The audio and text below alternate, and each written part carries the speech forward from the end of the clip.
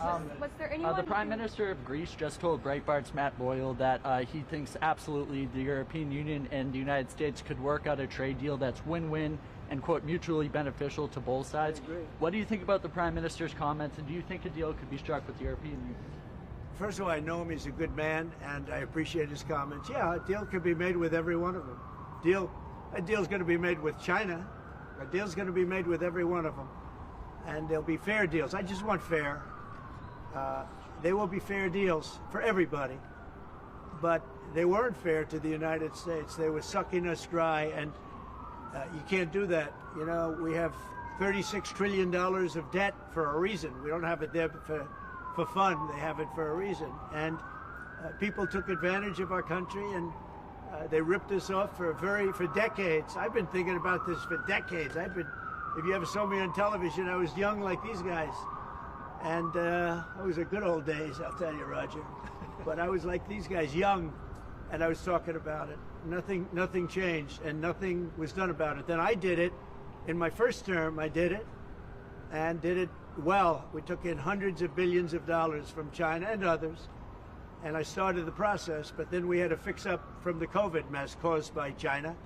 We had to fix up from that, and we did a good job of doing it. And when we handed back the reins after a rigged election, and when we handed back the reins, the stock market was higher than it was before COVID coming in. So, you know, we did a great job, but we didn't have time to do the big thing, which we're doing now. And it's, you know, it's like a patient is sick, you have to do surgery. Patient is very, very sick. And Joe Biden handed us over a country that was in very serious trouble, economically and in every other way. They let China run away with things. They let other countries run away with things. And maybe worst of all, in a certain way, is what they did at the border. We had people pouring into our country by the millions. Many of them were murderers and drug lords and thieves and people from prisons from all over the world. And there were people from mental institutions, insane asylums. They were taking their mentally insane, and they were dumping them into our country.